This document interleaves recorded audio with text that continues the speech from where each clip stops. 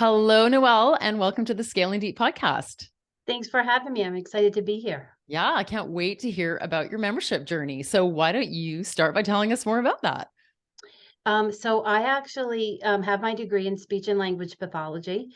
Went into investment banking, like the typical, right, jump into something different. And after 13 years of doing my dream job, I was laid off with an 18-month-old. And having lunch with my dad and my sister, she was just getting ready to graduate from college because she's young, a lot younger than me. And she was like, I don't know what I'm going to do. She had her degree in early education. And he was like, you guys should open a daycare. And I was like, no way. I don't want to be with kids all day. And then I was like, wait a second, we could have a big daycare with I could run the business and she could run the teaching. And so in 2005, we opened up a 114 student child care center in Massachusetts. And it was much smaller. It was like 30 kids, but now it's 114. And I think in 2008 was when the recession hit in the United States, and people were losing their jobs. Daycare centers were reaching out saying to me, "Noelle, I'm shutting down. Do you want to buy me?" And I was like, "I don't understand how you're not busy." Like I was like flat out, and I really didn't know the field. And so I said, "Well, I don't want to buy you, but let me come over and maybe I can help you." And so I took some of my systems that I'd created in the 3 years that we'd owned it, and I went into daycares and it was working, all my systems. And so at that point, didn't know if I wanted to go into consulting. I didn't know anything about it. So I actually on Facebook was just starting. I met a woman named Diane, and she was consulting, and she had a membership online, and I was like, what is that? I had no idea what it was. And so she introduced me to the world of memberships. Now we're all really familiar with them by 2023, right? Yeah. And she helped me launch my first membership to what was, I used to call it Flip My Center. So we'd turn your center around from being unprofitable to profitable. Love it. Mm. So what year was that? 2013.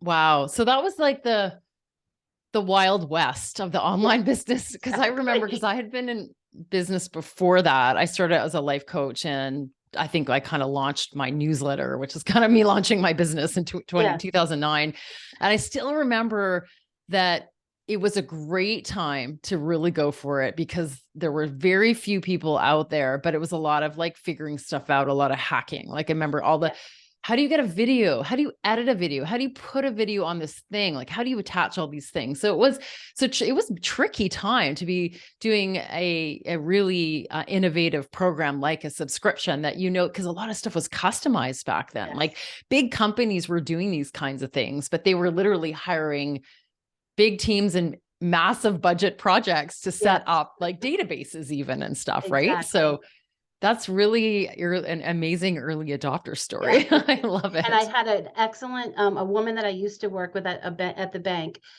She decided to stay home and design websites. And so she did the one for the daycare. And I was like, what about a membership? And she was like, what is that? And so we had to she figured it all out. I didn't, how to get a membership on my website and, load all the stuff into it for my group.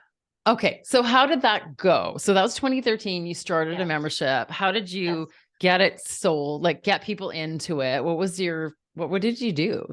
I learned what a lead magnet was very quickly. Awesome. And so I also learned in my group, because my focus is childcare center owners and directors. And so I just kept reaching out in different groups, going to different workshops and telling people, oh, I have this. And people would just find me online, and I started building my list. My email list is just where I have found people on there that have been on there the whole time.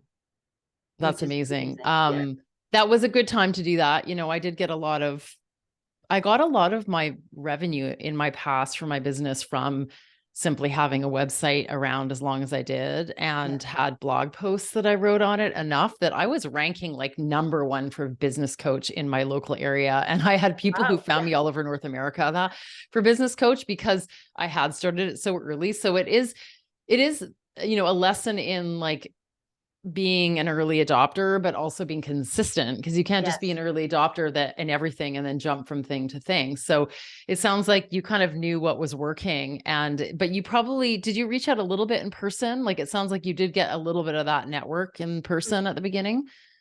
We do a lot of professional development in early education. So I would reach out, like go to seminars and maybe and set up a table for my business and attend the seminar at the same time. So I was finding people that way. But really, I was finding people in Facebook groups. Back then. Yeah. Yep, it was just they were just starting out and they were like childcare Facebook groups, childcare owner Facebook groups. And I was like, I need to get in there for myself. But then I was like, I was then started finding my ideal client in there as well.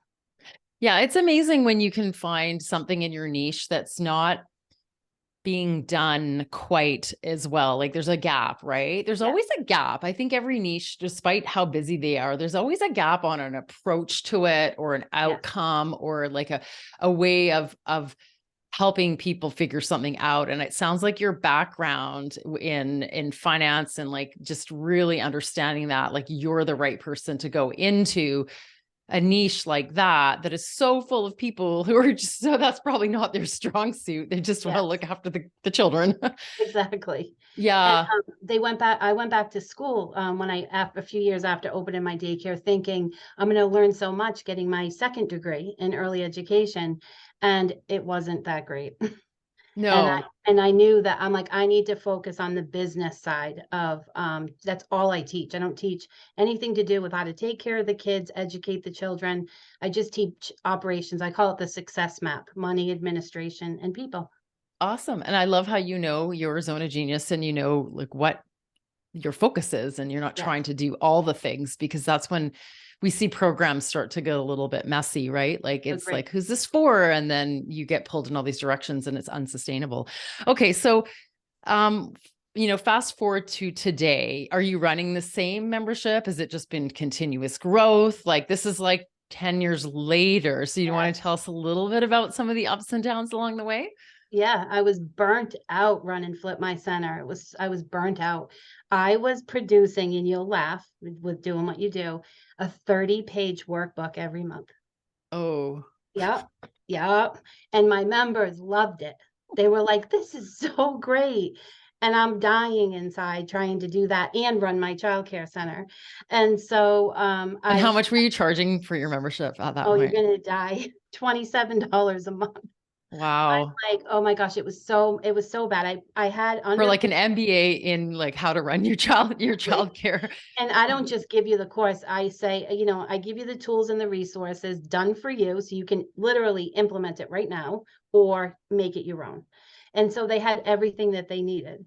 And so I ended up getting into a little bit of in-person consulting and decided to shut the membership down because I just couldn't keep up with it. And what year was this? That was 2016, probably 17, So you ran it for years Yes, successfully, years. but it wasn't successful in that it wasn't profitable, I guess, for the amount of time, Yes, or it relied too much on you. So what yes. can you look back and tell me where you think it, like, could it have been sustainable somehow? What were you doing that could have changed and still kept it really helpful for Yeah. people? Not producing so much content every month. I think I overwhelmed people. If you get all this stuff in, can you really implement it? Yeah. And you probably can't. And now I felt like, oh, they're paying me $27. I have to produce this thing. And I didn't need to produce it. Even if I just said to you every day, set boundaries with your team, shut your door for an hour, that right there can get you 60 hours a year in extra time. And I didn't have to produce a workbook. And so I feel like I gave them so much and they were devastated when I shut it down. And a lot of them weren't even implementing everything that I taught them because it was just too much. So Right. when I decided to relaunch it back in like it was like 1920, like sometimes around, it was like right before COVID. I was like, you know 2020. what? 2020, yeah, exactly. Not 1920, right? I was like, that's So what? hard. Am I missing Yeah, something? yeah. At that point, I had committed to myself. I'm like, you know what? I think I'm going to make a go of the membership again because I love the value of a membership. As an owner, I can travel. My husband and I, my daughter, we're empty nesters now. I'm like, we can go do things and I can take it on the road with me. And I love working and connecting with my audience. But I didn't feel like I'm like, oh, I'm going to try it one more time. And I did this time, but I relaunched it as the Directors Club. Oh, Yep, changed the name, changed the website, and now it's $47 a month, nice. and I don't produce new content every month. I just Yay. have exactly, because I kept that was the other issue. You just like you're putting out like how to budget. Well, like that's not going to change every year. Like it's the same budget. So Right. yeah. Right. So when my audience comes in, I know where they're at. So each one of my members are in totally different places, but my members vault has so much stuff in there that I can refer them. Okay, go back here and do this training, and then I host office hours just like on Zoom with them every Yeah. month a few times. Okay. So how many members do you have now? Now I have 147. Amazing. Yep. So that's Grew. also a nice, really sustainable revenue to have Yes. every month that you can focus on. And yes, you can pop in and answer questions and Hmm. without having the new content all the time. But also it's like it's not that much time, right? Like Right. this is the thing that getting to the size that I am, which not obviously as big as yours, but um it's got a good group of people who are engaged with each other and helping each other. And I don't have to answer every question Yes. at this Same. point. And I also don't mind doing a lot of that because they are still doing it in a channel as opposed to, or a thread, I should say, as opposed to like asking like Voxer questions or something, right? So Yes. we're not going back and forth for like 15, 20 minutes. It's not that kind of thing. And I think Yes. that's where, do I mind popping in every day for 15 minutes? No. Would I do it for longer? For sure. If I could take a day off and then double it up on another day, that's okay too, right? Because Yes. someone will answer something as well. And so I think that it is a really sustainable model getting to a certain number. And the thing that will sink us is the content. So why not just have that base amount of content that gets the people who are just, that's all they need. And that's what they need right away.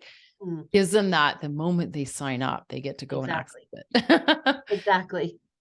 I I give love them it. like a success map when they come in. I'm like, this is, you pick your way, which way you want to go, and we'll get you there. And the group's just so supportive and helping each other.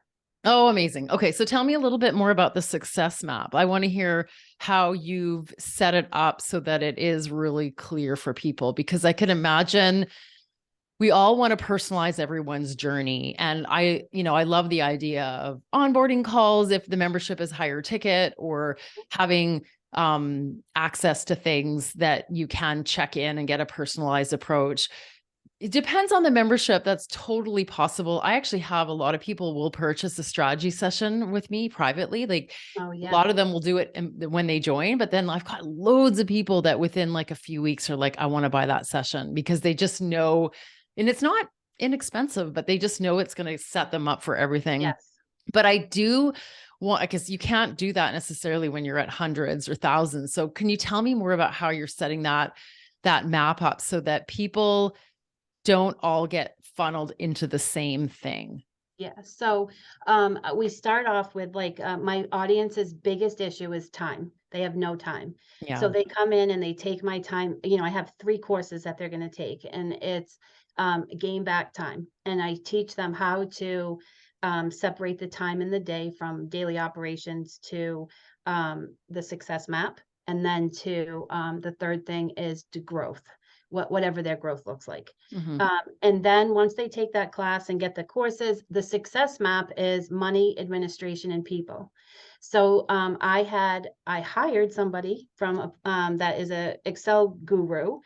And so I have this Excel document, and you go into it, and it has a column for money, administration, and people. And you type in everything you do for money every month, quarter, week, day, and you put the frequency, and you do the same thing, go across the board. And then it develops a calendar that maps out your entire year of all those things. Because in Ooh. childcare, we just have to keep doing observations, curriculum, like nothing ends. It doesn't, Yeah. oh, done for the year.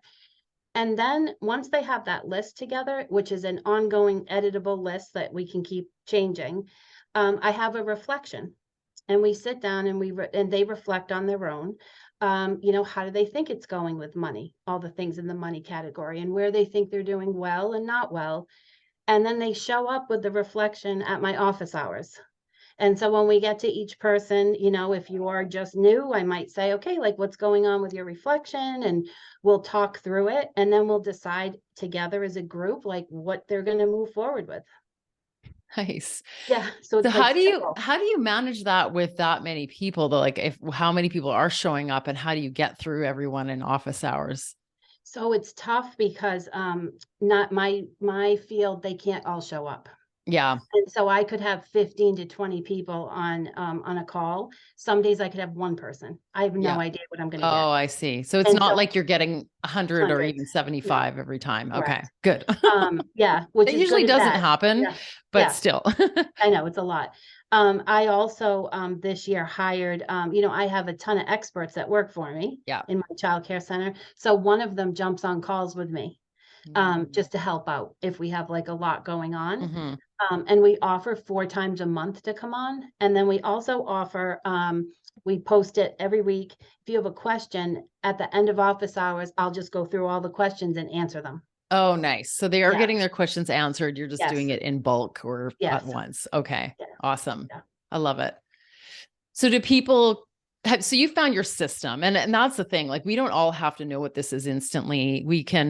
You start with one thing, like here's somebody at this level, what they need. And then that's how we start our memberships, right? Like Yes. just pick the ideal person at the ideal time. And then in 6 months time, if you all of a sudden realize you have a different level person in there, Yes. then you've got to make sure that you're starting to curate either the roadmap or the content or the prompts to get them growth in the thing that that's beyond that foundation. And it Mhm. can look different for every community, right? Like for every Right. membership, it can be like specialized courses or, I love doing a lot of trainings that come up. Like the other day, everybody on my Q&A call like, we just got into this conversation about tiers and whether or not you should have them in your membership. And so I just put this on the calendar because I love just throwing up like impromptu events that are outside our regular Q&As, Yes. which are just twice a month, where we can kind of keep that really focused conversation. And it provides a really strong what's the word? It's like it really grounds the ability for people to all contribute and I Yes. just love that, right? So I think that's the kind of stuff that comes up as we go. And then what we do is we focus on our zone of genius. Like if you love creating content, which I know that you kind of do, but Yeah. don't need to, Exactly. that might be somebody might have a membership where they're so excited to hear that somebody's interested in something and then their content becomes like a template of some sort and someone else will Yes. throw up a phone call. So, and if you're like, okay, I'm happy to answer all the questions in a thread or in one Yes. conversation topic, that's just perfect. I love it. Yes. And I always love to ask them, like, what do you need help with right now? And I'm asking Awesome. them that frequently. And then I have a list in my notebook, and I'll just create content or a podcast on that. Perfect, right? Yes. And do you have a private podcast or do you just share the podcast with I have them? both. I have a public one and then a private for my group. Do you? And do you find that they use it quite a bit? In the beginning, no, but this group is like, Okay. this is ebbed and flowed. So right now they're into it. Yeah. And so I'm producing more and more on that. And it's not so formal like a regular podcast. I'll just come out and It's share like on my voice topic. lessons or memos in Exactly. a way. Yeah. It's like Voxer recorded. Yeah. I really Yeah. like that idea because I think when people are in a community or a membership, they want to be able to listen to some things as they go. And when they're needing to learn other things or work on their business, we can't just always send them to some long video lesson. Like again, that foundational piece is important. And then after that, we need to meet them with where they're at. I think that sounds really cool. And I think How you gotta long know did, your audience too, yeah, you like, got to know because your like audience. my audience doesn't have time. So everything I do now, like I know better, is quicker things. I can teach something in 15 minutes versus 400 pages. Right. That they're And not gonna also read. experimenting, right? Because you Yes. know what feels good and feels like it's getting responded to, Yeah. which is half the fun of having a membership. It's really just Great. allowing it Totally to agree. change. Yeah.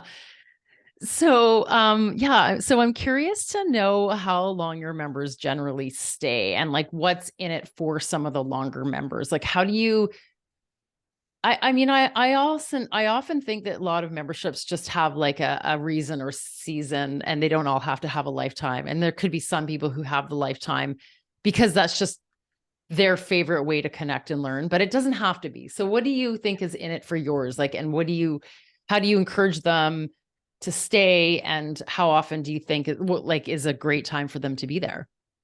I think that I honestly think long term's good for my people because a lot of them need it. Yeah. They need that because they're managing a childcare center alone. And when you come in my community, you feel like you're not doing it alone anymore. I typically see like 2 years is like the average people have been in it since I restarted it. Oh, great. Yeah, so I really good, really good. I have a lot of people that won't even show up at office hours, but they're emailing me, so the engagement's totally different. And so I try and like I said, I'm always asking, what can I give you now that I could help you with? And a lot like I had just gone to with my mentor, I had just gone to a goal setting and I'd posted a picture in my group. Oh, just finished my goals. I'm super excited about 2023. And they were like, what's a goal setting meeting? I want to do that. And so we did a goal setting meeting a week later. We spent 6 hours on Zoom and we set goals for our childcare centers. So I try and include other things, and then I'll bring in special members for a month and invite someone to come talk that I think would benefit them. Yeah. And so I think that just keeps it fresh. It's like always different. They get the same deliverables every month, but then I'm switching up a few things. I think that's amazing. I love hearing you say that because I actually think that's like a lot of the fun is that we need to be inspired leaders because we're Yes. their guide. And if we need to present to them the things that we're working on that we're excited about, because we will Mhm. present better and we'll find like really interesting ways to say it and do it and help them learn something. And I think it's like that's part of the kind of benefit of being in a membership is that a lot of us would love to pay to learn, get paid to learn, right? Like we Yes. want to be able to stay active. We want to invest in our own support and programs and learn new Mhm. cool things. And I love having a paid audience to share that with versus, yes, you could send everything out to your email list Yeah, of all the exactly. people who are on there for free. And I think that's okay to shed light on what that is, but not do that teaching. And that this is our opportunity to keep that sort of like excitement around why we're in business, Mhm. why we're like excited about the thing we're love teaching. This Yeah, keeps it really in play. yeah. It's I kind love of like the model that's meant for that ongoing learning because we don't have to also wait to the next cohort in 6 months to bring it. We can be like, hey, next Yeah, month, you want to do this planning session? exactly. Exactly. And sometimes they'll ask me for things that I wouldn't even have thought of to add to my membership. And if I can find a way to make it work for, like my schedule and like what I'm needing from the membership, then I always try and add it. Yeah. Yeah. And I always like to remind myself of how easy going and good people are. And that if you actually can't make a meeting and it's your scheduled like third Wednesday of the month or something like that, because you're Yep, away, you can just be like, I'm moving it, as long as you give them advance warning, like they don't exactly. care. Right. And I love Exactly. that. Flexible. Yeah. And that nimble sort of way that we're teaching and we're allowing that, we're kind of setting that environment up for it. Yeah. Um, okay, so I have a couple more questions for you. One of them is where do you host everything? Like what tech are you using for your membership? So I use Kartra for the actual membership now. Like the And courses, the yep, content. all the membership portal is in Kartra, but you can log in through my website and get into it. And then I even put all the Zoom recordings, like everything is in there. Yeah. So it's just easy for me to manage. And what about community? Even the Note, we're in Facebook for the community. okay. We have a Voxer channel and they don't even use it. I'm like, it's not funny. That's I would probably a good thing. exactly. That's what I say to myself. I'm like, oh, if you want to box me, one person did one day and then that was it. I'm like, Yeah, I think that would be a slippery slope. Let me just warn you about that. I oh, I I really know. believe in Voxer. I love Yes, it, but to me, it's a one-on-one type of yes. thing, and they got to I've pay for learned it. exactly, exactly. And then what else do we have? We have the private podcast. I use Transistor FM for Oh. so I can host my private and you can have publics on there too. Um, and I think that's it. That's all I have. And are Those you using Kartra for the payment processing as well? payment processing, all my lead magnets are everything's in there. Yeah, The that's whole awesome. thing. It's nice to Yeah. have a one-stop shop. Like Yes. I was on, I'm using Thrivecart. Oh yeah. I've had it forever. So of course, once you get used to that and you sell a bunch of different things, including like private VIP days and you name it, that becomes your end all be all. And when I've got like Zenler, and I'm not sure exactly what I'm going to do with that because Yeah. I've got tons of stuff on there and tons of people who've bought things and free things that are not in the membership, right? So, Yeah. but I am moving to Heartbeat, and it'll be interesting to see when it becomes valuable for me to add payment processing to that, because it Sure. becomes like it's not necessary at the beginning, but administratively having to like manually put and take people out of things at some point probably slows us down more than or turns us off more than it Right. used to. So it's kind of like an advanced, I don't think I need to be there yet until I am like, oh, I can't keep track. And people are in the membership longer than they should be because they've canceled or something like that. So Yeah. it's interesting to hear how and when that becomes important to do. Yeah. I think that like I had to get to a certain price point before I could afford it. Yeah. And then it's a big learning curve. But I was like one weekend, I was like, I am not leaving my house until I figure Kartra out and got it all figured out. Well, it's great when you have one place that works. And Yes. I mean, the only manual thing then you would have to do is kind of accept them or take them out of Facebook, but that's okay. I Yeah. mean, it's okay to do one thing. And Facebook is, for a B2C community like yours, is really like probably the best place to be.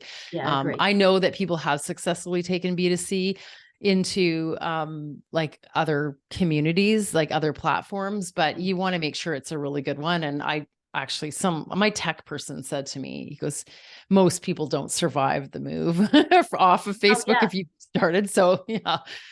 Yeah. I feel like if I went to another channel that isn't normal for them, they're not going to do it. They're So too busy. Yeah. So Facebook is just where everyone's at. Yeah. Where my audience is at. Yeah, that's awesome. And do you allow them to cancel on their own, or do you like to okay, so they can just manage their own account? Yep, they can log into the membership. They can do, update, cancel. And then actually this week, one of the things I implemented was a cancellation, what do you call it? Oh, now I'm going to think of the policy. Nope. Sequence. Oh, right, right. I've A never win done back that or like a before. win back. Yeah. Yeah, I've never done that before, but this week I added it. Just to do a little survey when they always tell me why they're leaving, but to offer them maybe to pause it, some different strategies that I'm going to try. Yeah, totally. I like end of year, I get a lot of people that cancel. So I like to launch and I do a launch in November to kind of like offset the loss of December because everyone's looking at their budgets and they'll cancel the membership. That's when I see like, a few drop off. So that's when I tend to do it. And so I'm like, you know what, I'm going to set that up so I can maybe pause people or.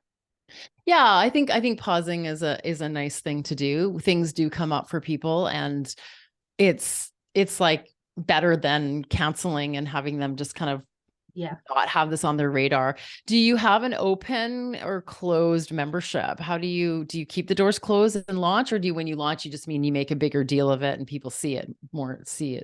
I was closed. And so I decided to keep it open, but like not draw tons of attention to it. Yeah. And so I'll just do what you said. Like I'm just going to launch, do a big launch on something and then get in some cooler traffic or cold leads and let people know that don't know you exist there, and then make a big deal. Yeah. I mean, people are so inundated with information and emails and you name it these days. You could be always open and they would never know, even if they were on your list. Exactly. So I love that you're doing it. Like you're not turning off the people who found out about you or someone in the community has referred, Yeah. then, but you're still making it like a big deal. Cause I think, I have a kind of a strong opinion about not being forever closed when especially when you're small, because No.